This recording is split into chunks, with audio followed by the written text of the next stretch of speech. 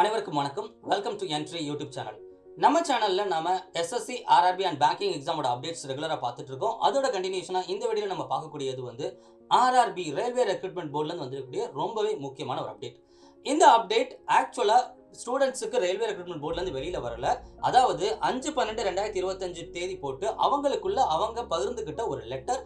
அது வெளியில நமக்கு ட்ரெண்டிங் ஆயிடுச்சு. அதுதான் என்னன்னு இப்ப நம்ம பார்க்க போறோம். ஸோ இந்த லெட்டரில் மெயினாக நம்ம என்ன தெரிஞ்சுக்க போகிறோம் அப்படின்னா, ஆர்ஆர்பி ரொம்ப இம்பார்ட்டண்ட்டாக ஆனுவல் கேலண்டர் பற்றி சொல்லியிருக்காங்க. அதை பற்றி பேச போகிறாங்க. ஸோ அதை தான் நம்ம டீட்டெயிலாக இந்த லெட்டரில் பார்க்க போகிறோம். ஸோ இந்த வீடியோவில் அதை பற்றி பார்க்கறதுக்கு முன்னாடி நீங்கள் நம்ம சேனலை சப்ஸ்கிரைப் பண்ணாமல் இருந்தீங்க அப்படின்னா சப்ஸ்கிரைப் பண்ணிக்கோங்க. அதே மாதிரி பெல் ஐக்கானையும் ப்ரெஸ் பண்ணிக்கோங்க. நீங்கள் சென்ட்ரல் கவர்மெண்ட் நடத்தக்கூடிய எஸ்எஸ்சி, ஆர்ஆர்பி அண்ட் பேங்கிங் எக்ஸாம்ஸ்க்கு ப்ரிப்பேர் ஆகிறீங்க, அதோடைய ஸ்ட்ராட்டஜிஸ் பற்றின டீட்டெயில்ஸ் வேணும், அதோட ஸ்டடி பிளான், அதோட இம்பார்ட்டன்ட் அப்டேட்ஸ் பற்றி தெரிஞ்சுக்கணும்னா கண்டிப்பாக நம்ம சேனலை சப்ஸ்கிரைப் பண்ணிக்கோங்க. அதில் உங்களுக்கு ரெகுலர் அப்டேட்ஸ் வந்துட்டே இருக்கும். ஸோ இப்போ நம்ம இந்த லெட்டரை பார்க்கலாம். ஸோ இந்த லெட்டரில் என்ன சொல்லியிருக்காங்க அப்படின்னா, கிட்டத்தட்ட ஆர்ஆர்பியிலேருந்து ரொம்ப வருஷம் கழிச்சு ஒரு ஆனுவல் கேலண்டர் வரப்போகுது அப்படின்னு அவங்க சொல்லலை. பட் நம்ம அதில் யூகிச்சுக்கலாம். அவங்க அந்த லெட்டரில் கொடுத்துருக்கூடிய கண்டென்ட்டை வச்சு யூகிச்சுக்கலாம். ரொம்ப வருஷம் கழிச்சு அப்படின்னா சொல்லப்போனால் கிட்டத்தட்ட 2018-19க்கு அப்புறம், அதாவது கோவிடுக்கு முன்னாடி, அதாவது கோவிட் டைம் பீரியட்ல நிறைய எக்ஸாம்ஸ் பிளாக் ஆச்சு. அதில் ஆர்ஆர்பியும் ரொம்ப முக்கியமான ஒரு எக்ஸாம். மற்ற எக்ஸாம்ஸ் அதாவது எஸ்எஸ்சி, யூபிஎஸ்சி எல்லாம் ஓரளவு அதுலேருந்து எந்திரிச்சு வந்துட்டாலும் ஆர்ஆர்பின்னு அந்த அளவுக்கு ஸ்ட்ரீம்லைண்டாக வரல. 2018-19க்கு முன்னாடிலாம் கவனிச்சோம்னா ஓரளவுக்கு ஆர்ஆர்பியில இருந்து ஒரு ஆனுவல் கேலண்டர் மாதிரி இருக்கும். அதில் ஓரளவு எக்ஸாம்ஸ்லாம் ரெகுலராக நடக்கும். அதுவும் இந்த 2025லாம் பார்த்தீங்கன்னா நிறைய எக்ஸாம்ஸ் ரொம்ப ஸ்லோவாக ரொம்ப தள்ளி போயிட்டு தான் வந்துச்சு. ஆனால் இனிமே அந்த மாதிரி இருக்காது. இந்த எக்ஸாமும் ஸ்ட்ரீம்லைன் பண்ண போகிறோம் அப்படிங்கிறதோட அடுத்த ஒரு நடவடிக்கையாக முக்கியமான ஒரு ஸ்டெப்பாக தான் என்ன அவங்களுக்குள்ள சொல்லியிருக்காங்க அப்படின்னா, நாம இந்த மாதிரி எக்ஸாம்ஸ் நடத்தணும் அப்படின்னு சொல்லி அவங்க ஒரு இயர் ஆஃப் கேலண்டர்ஸே அவங்களுக்குள்ள டிஸ்கஸ் பண்ணியிருக்காங்க.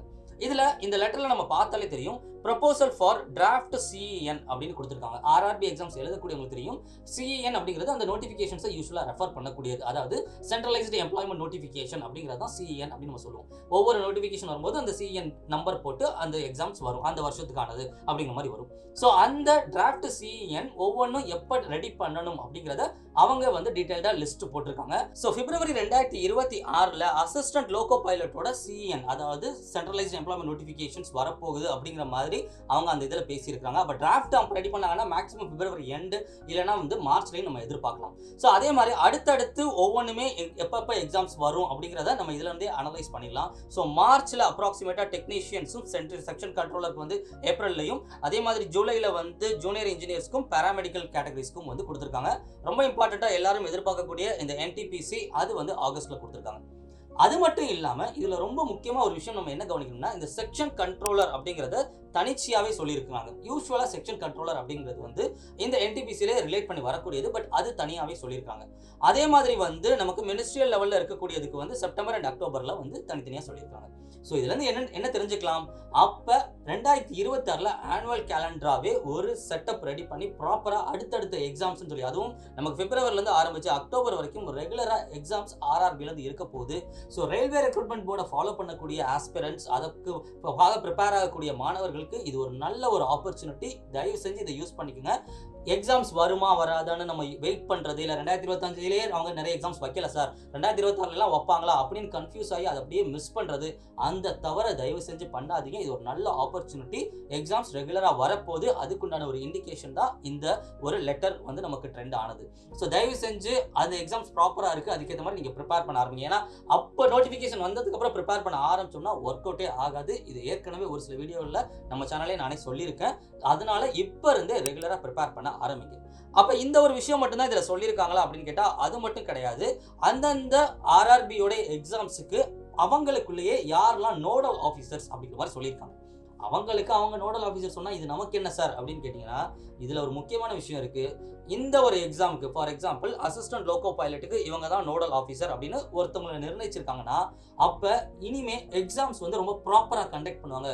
ஒரு எக்ஸாம்ஸ் ப்ராப்பரா நடத்துறதுக்காக ஒரு ஸ்டெப் அவங்க எடுத்து வைக்கிறாங்கன்னு அர்த்தம். அப்ப அந்த ப்ராப்பரா அந்த எக்ஸாம் நடத்துறதுக்காக இவங்க, அதாவது ஒருத்தர் கையில பொறுப்பு படிச்சிருக்காங்க. அதோட அர்த்தம் என்ன, அப்ப அந்த வேலை இனிமே நல்லா நடக்கும். முன்னாடிலாம் யாருன்னு ப்ராப்பரா இல்லாம இருந்துச்சு, அவங்களுக்குள்ள நிறைய கன்ஃபியூஷன் இருந்துச்சுன்னு அதெல்லாம் நிவர்த்தி செஞ்சுட்டு இப்ப அதை ஸ்ட்ரீம்லைன் பண்ணி கொண்டு போறாங்க.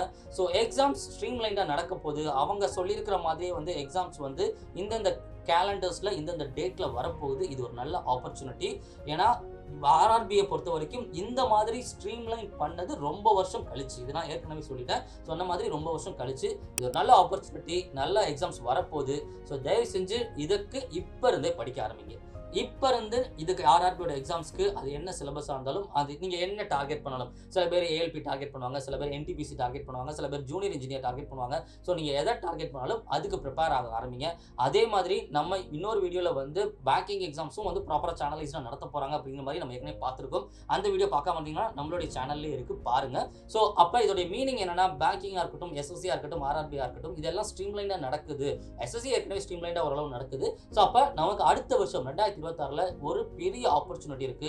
நிறைய எக்ஸாம்ஸ் வரப்போகுது. இது எல்லாத்துக்கும் ஒரே மாதிரி ப்ரிப்பரேஷன் பண்ணா கண்டிப்பா 2026 நீங்க நல்ல ஒரு போஸ்ட் எடுக்க முடியும். ஸோ நல்ல ஒரு சான்ஸ், இதை யூஸ் பண்ணிக்கோங்க. இப்போ இருந்தே ப்ரிப்பேர் பண்ண ஆரம்பிங்க.